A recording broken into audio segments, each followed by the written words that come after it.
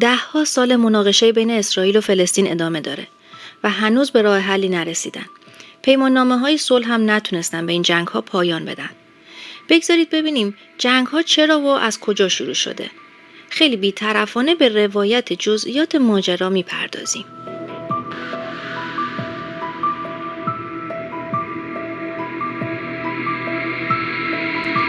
سلام، من شهرزاد هستم و اینجا کانال 1001 شبه.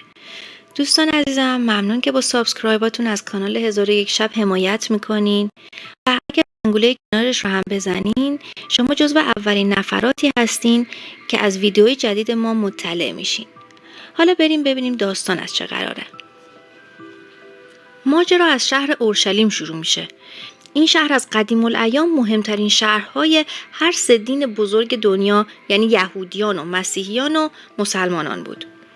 یهودیان معتقدند که این شهر محلی بوده که قصر سلیمان در اینجا ساخته شده و پیامبرانشون هم در اینجا زندگی میکردن و عبادتگاهشون هم در اورشلیم قرار داره.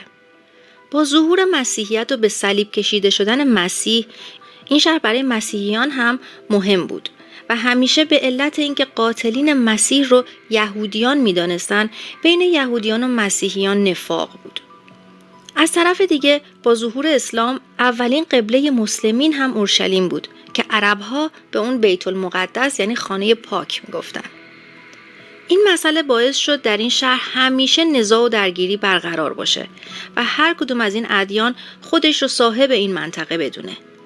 این منطقه در دوران جنگ‌های طولانی صلیبی بارها بین مسلمانان و مسیحیان دست به دست شد و آخر کنترلش افتاد به دست مسلمان‌ها، یعنی در زمان امپراتوری عثمانی که به عنوان یک منطقه‌ای با اکثریت عرب و مسلمین تحت کنترل بود. تعداد یهودیان همیشه در اقلیت قرار داشت و چون در جاهای مختلف دنیا زندگی می‌کردند، به صورت یک دولت و ملت در یک منطقه نبودند. در آیین یهودیان خیلی رفتارها و کارهایی بود که با مسائل دینی و عقیده مسیحیان و مسلمانان و دیگر ادیان متفاوت بود. مردم در دین یهود به پولدار بودن و ثروت داشتن تشویق می شدن، در صورتی که در خیلی از ادیان دیگه دینشون به ساده زیستی و دوری از پول زیاد داشتن تشویق می شدن. با این تفاوت که یهودیان نمیتونستن حق مالکیت خونه، زمین، ملک رو داشته باشن، یعنی به اسم خودشون بزنن. اما با بهره گرفتن یا همون ربا که در دین مسیح و اسلام حرام است، برای یهودیان مورد قبول بوده و هیچ مشکلی با این قضیه ندارن. برای همین یهودیان با قرض دادن پول خودشون و در ازای اون گرفتن بهره به راحتی امرار معاش میکردن و سرمایه‌شون رو در این راه به کار میگرفتن.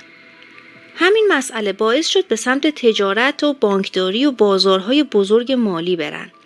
بنگاه‌های اقتصادی صنایع و بانک‌های مختلف تأسیس کنن که یکی از این دلایل اصلی که معمولاً یهودی‌ها از اقشار ثروتمند هستن همین مسئله است. این چنین تفاوت عقاید دینی، نداشتن ملک و زمین باعث می شد نفاق بین مسیحیان و یهودیان بیشتر بشه و اونها یهودیان را عامل بسیار از مشکلات سیاسی و اجتماعی بدونن و به عنوان اقلیت جامعه از خیلی از حقوقشون محروم بشن.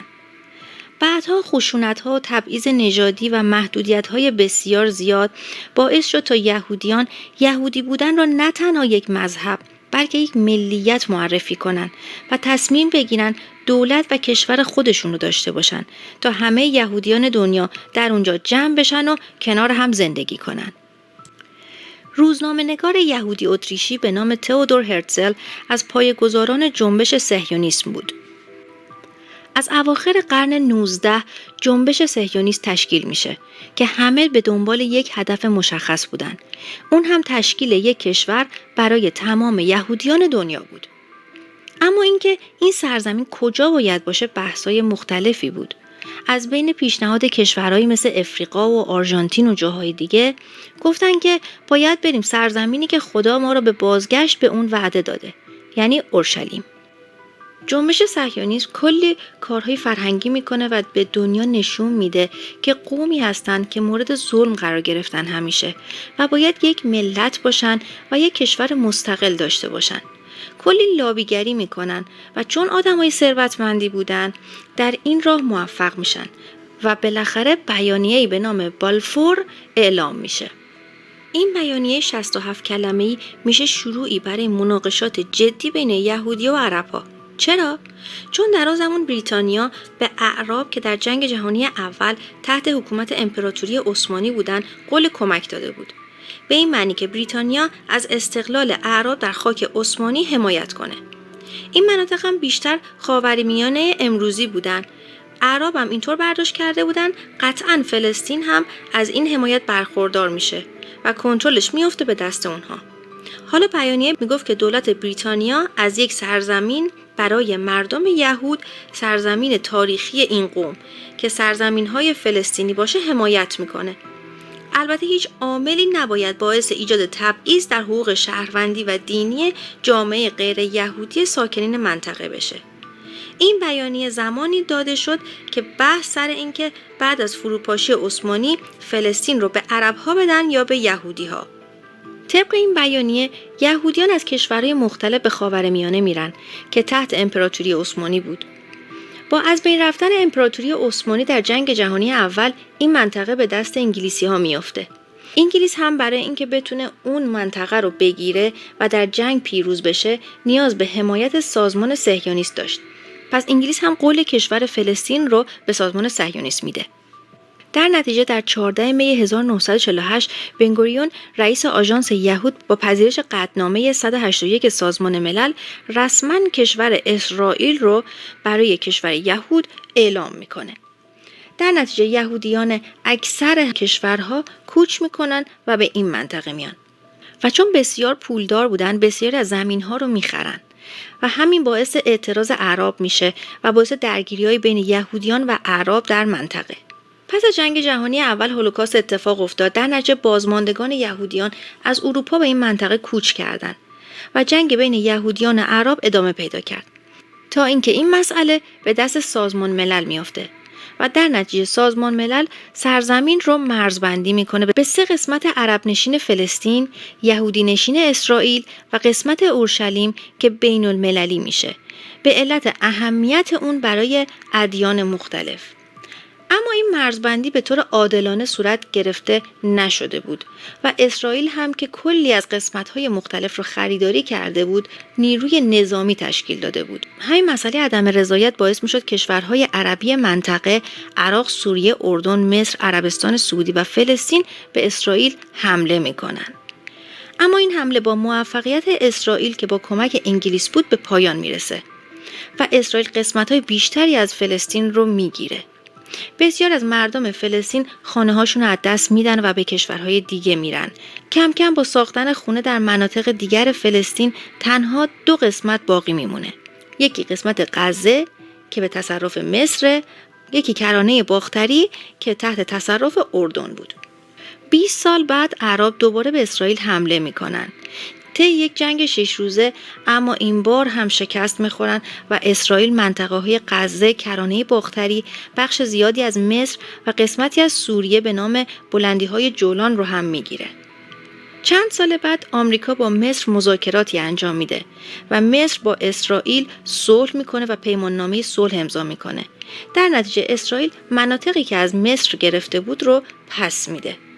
در این شرایط وقتی فلسطینی‌ها دیگه کاری ازشون بر نمیاد، گروه‌های مبارزه مختلف تشکیل میدن که یکی از قوی‌ترین‌هاش PLO، گروه مقاومت داخلی یا سازمان آزادی بخش فلسطینیان بود که سعی میکرد برای هدفشون بجنگه. همچنین درگیری بین فلسطین و اسرائیل پابرجا بود و اسرائیل در مناطق فلسطینیا خونه‌سازی میکرد با اینکه سازمان ملل اون رو از این کار منع کرده بود و فلسطینی ها رو به مناطق مختلف پراکنده میکرد. بعد گروه نظامی دیگه‌ای به اسم حماس شکل میگیره و با ساختن بیمارستان و مدرسه و مسجد برای فلسطینی ها بین مردم محبوبیت بیشتری پیدا میکنه و قدرتمندتر میشه. مدتی بعد بحث مذاکره بین فلسطین و اسرائیل پیش میاد که منجر به امضای صلح اسلو میشه. اما گروه حماس مخالف این قرارداد بود و میگفت داره به فلسطین ظلم میشه. همچنین مردم که از وضعیت نداشتن دولت ناراضی بودن در نتیجه جنگ‌های خیابونی با نیروهای ارتش اسرائیل در میگیره. از طرف دیگه برخی از اسرائیلی‌ها هم از این پیمان صلح ناراضی بودند. در نتیجه نخست وزیر وقت در حین سخنرانی ترور میشه. از اون طرف حماس که به خاطر حمایتاش از مردم قوی‌تر شده بود، غزه رو به دست میگیره و میگه تا پیروزی نهایی باید با اسرائیل جنگید. در نتیجه غزه به محل اصلی حملات جنبشی‌های فلسطین علیه اسرائیل تبدیل میشه و همچنان هم این جنگ‌ها ادامه داره. دوستان عزیزم، ممنون تا انتهای ویدیو با ما همراه بودین. اگر از این ویدیو خوشتون اومد لطفاً با لایک هاتون بهمون انرژی بدین برای ویدیوهای جذابتر و بهتر. منتظر نظرات و پیشنهاداتتون هستم. به امید صلح و آرامش در کل دنیا. خدا نگهدار.